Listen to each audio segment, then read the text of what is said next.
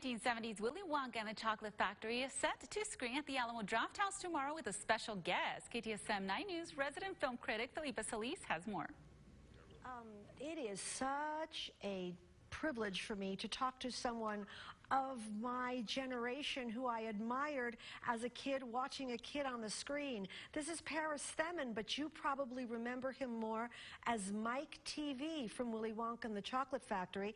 And coming up on September 21st here at the Alamo Drafthouse, a very special showing of the film with a conversation with one of my favorite of the kids, Mike Teavee, because I always loved TV. You look at movies now that kids watch and so much CGI, and we're talking about technical things earlier that I'm very not technically savvy, but when kids are so tuned into everything, what do you hope a new generation takes away from this film? I want to say the innocence. That it would take away their innocence? I don't think that's a No. I'm saying, what do you want kids to take away? I say they're going to kind of, it's just, there's such innocence to this film. What do you hope kids of this generation take away from it? You know, you're right. From a technological standpoint, it's true that almost everything was a practical effect. In other words, there was very little CG or superimposition or anything like that. They had a guy named Harper Goff who was he's one of the guys that designed Disneyland, and they were borrowing him for a little while over there at Paramount, and he was the main designer of the look of the film. And yeah, they were just like a mad scientist. They just go around and build all these things, and that actually makes it easier as an actor because you're actually dealing with something in the room in front of you. Some actors today, which have to have all these reactions versus, you know, a big piece of green fabric that's in front of them. So that's true. In terms of the innocence of the film, you know, I mean, obviously, I don't want to give anything away, but I think most people have seen it by now. You know, the Charlie plot line, certainly he brings innocence to it.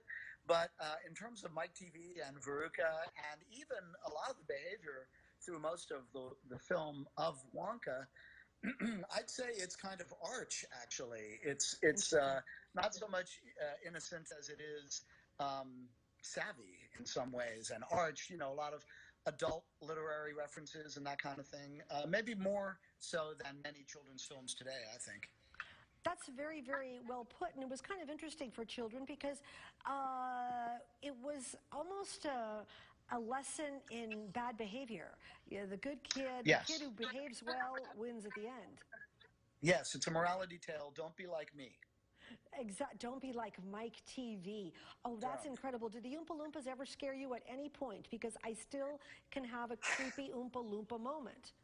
You know, I remember the very first day I was on set. It was the day we were shooting the entrance into the factory, and I was introduced to the Oompa Loompas in and around that day, and I think it probably threw me for about, you know, a half hour or something like that. But kids adjust quickly, and you know, it's a lot of these things.